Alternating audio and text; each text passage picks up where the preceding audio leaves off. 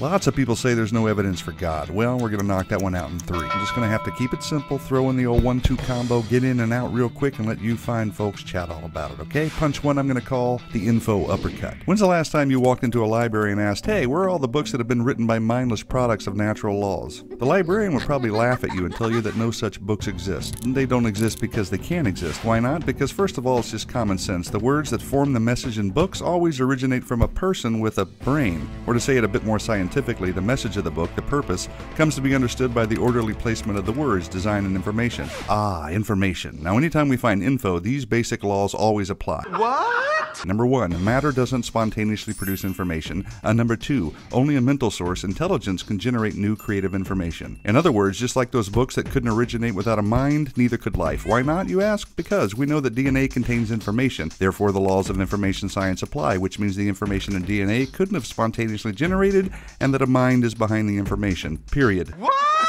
No exceptions. Look at it this way. The simplest life form we know of is an amoeba, and it contains as much information in its DNA as 1,000 complete sets of Encyclopedia Britannica. So, are we to believe that there's no way a message in a library book could spontaneously generate, but far more complicated messages in DNA that contain 1,000 times more information could have? Not likely. You see, when it comes to life or anything else that contains information, the laws of information science confirm the necessity of a creative mind. And guess what? In the very first book of the Bible, it just happens to mention that. In the beginning, God created. Bam! Uppercut lands on the chin. I don't even get that. What? And now here comes the indefensible head blow. We'll call this the Nada Big Bang Bing Swing, the KO to the claim that there's no evidence of God, the law of causality, left hook of doom. It goes like this. Everything that had a beginning had a cause. The universe had a beginning, therefore the universe had a cause. Now, either something caused the universe to come into existence, or nothing caused it. I might not be the smartest guy behind the telescope, but honest, practical, everyday thinking's going to lead me to the former. You have to work pretty hard to conjure up a way that nothing did it. You see, it's pretty improbable, nigh impossible, to account for design, information, and cause if the universe just exploded from nothing. Smack. And while we're on the topic, where did the matter come from that exploded? Are we really to believe that there was nothing and then it exploded, and now the exploded nothing is something, and we just happen to be smart enough to discover and understand the very laws that prove the opposite? And if the general understanding of the law of cause and effect is true, how can matter come from a lesser cause like nothing? What? I mean, come on.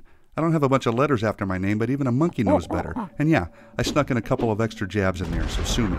Now for some parting words from our sponsor, the Bible. It tells us in Romans 1:20 that since the creation of the world, God's invisible attributes are clearly seen, being understood by the things that are made, even his eternal power and Godhead, so they are without excuse. It also says that people actually know the truth, but they reject it, which explains why even though there's overwhelming evidence that there is a God, evidence won't convince the unwilling. Sad but true.